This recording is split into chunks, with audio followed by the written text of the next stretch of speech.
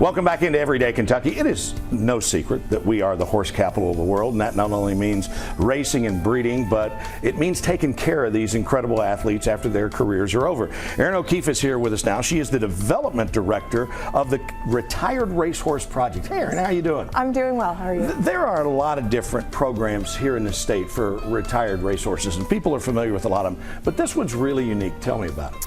So with the Retired Racehorse Project, what we focus on is a market-based approach to aftercare. So there's a lot of facilities that focus on the specific rehoming as the horses are coming off the track, and what we do is promote these horses in second careers to create that demand within the broader equestrian community for these retiring thoroughbreds to compete in. So we're trying to kind of make those homes that everyone is looking for as they retire. Sure. So it's really not retirement. You know, to use a business analogy, you know, maybe their job's gone away or whatever, and now you're retraining them to be back in the workforce. That is very true, yes. They are kind of pivoting. It's their second career.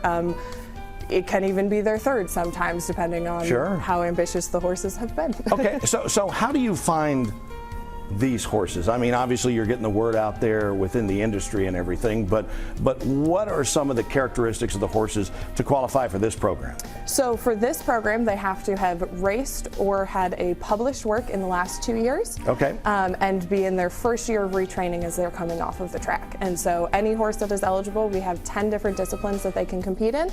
And so each of our makeover trainers kind of will either pick a horse and target it based on what their affinity is for, or they will specifically target a horse that has the same sort of inclination as the trainer. Skill set or something. And how long do they have to be on the track, off the track, before you get them in? There is no limit. Okay. So anytime in the last 2 years they had a race or published work and they're good to go, and then beyond that it's on the trainer's discretion to determine if the horse is prepared for a competition of this magnitude. So this competition that you're in right now to see where the best fit is, what are some of those disciplines that are great fits for these horses? So I'm a firm believer that not every thoroughbred can necessarily do every single discipline, but if there is a job, there is a thoroughbred out there that can do it.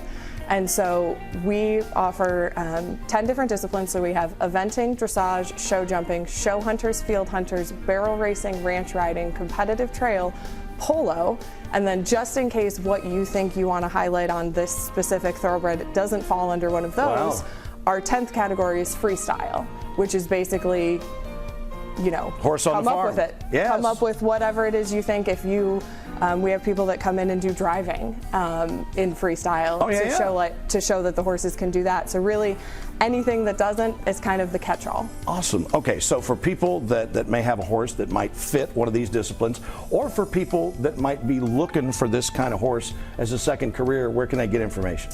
So our website is therrp.org, and we have a specific tab for all of our makeover-related content. The competition, we have preliminary competition, and then our finale on Saturday, which will be the top 5 in all of these disciplines. We'll compete in the covered arena, so if you want, you can come out and sit down in the covered arena out at the Kentucky Horse Park and just watch them do everything from barrels to jumping to sorting cattle. That is awesome. Erin, thank you so much, and thanks for what you're doing for these great racehorses. We appreciate it. Thank you so much. All right, and we'll be back with more Everyday Kentucky right after this.